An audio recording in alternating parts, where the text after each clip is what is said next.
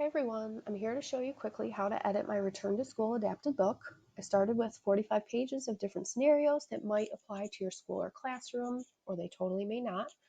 My hope is you'll be able to create a short book to send home to prepare students for some of the major changes that will happen when we head back to school. First, I'll scroll through the pages for a quick preview. I included pages about transportation, masks, hygiene, schedules, specials, eating in the classroom, what recess might look like, learning at home, and more. When you're ready to edit, make sure you open the one that I titled Editable. I also put one in there called Original. They're the same file, but you'll want to keep the original intact in case you delete pages now that you need later. And the book is in PowerPoint, so you can edit text and add your own pictures. I use a PC, so you may have to search for some of the features I mentioned here, or the shortcuts may be different if you're on a Mac. This picture and the feelings section on the bottom here, those are locked in place, but on the pages that I made, you will be able to edit the text.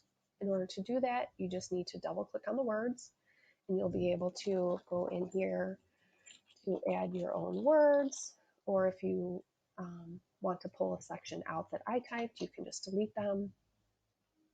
I included on the left side and sometimes the right side information on this first page is just how to edit, but some of the other pages include things that you might want to consider when you're creating your own page.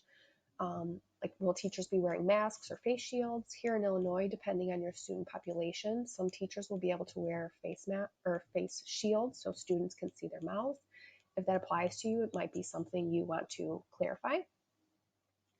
Since you aren't going to need all of the pages, you want to come down here to the slide sorter, click on that. This way you'll be able to delete pages or rearrange them easier than you can when you're on the main edit screen. You're not going to use all the pages, of course, so take out the ones that don't apply. For example, these two are about doing art and music in the classroom instead of going to the usual rooms. You'll just want to click on them and click delete on your keyboard to take out the pages. After you edit and you have all of your pages ready, you might want to rearrange them to make more logical sense. Currently, they are admittedly a little bit random, so you'll just click and drag them around to put them in the order that you want before you go ahead and print. To create your truly customized page, you want to come down here to the last slide and open that one. You'll still edit the text the same way as you do on the other pages.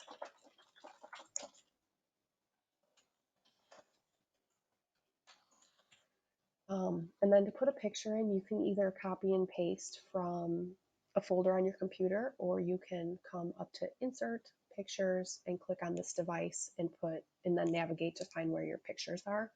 I copied one, so that I will just paste in here, then I will resize it and put it on the page, and then you're all set with your own custom page. I did put over here this no symbol to cover up pictures if you need to. You might have to bring it to the front, right click, bring to front, if you're using that to show students what we won't be doing. I tried to make most of my pages written in the positive, because if we read them a book with 10 things that say no, canceled, we're not doing this, this is over, it's probably not going to be met very well.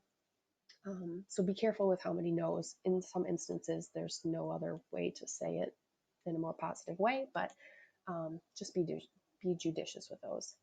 If you need to make more of these slides, just click over here on the thumbnail. You can either do Control D to duplicate it, or right click and choose Duplicate Slide from the menu. One final tip, be sure you don't overwhelm your students with a long book of relatively minor details. Certainly include the big changes, but some of the smaller things can probably be addressed in the classroom when you're talking about your new routines. Just give them the important stuff before you get back to school. I hope this helps, and please reach out if you have any questions.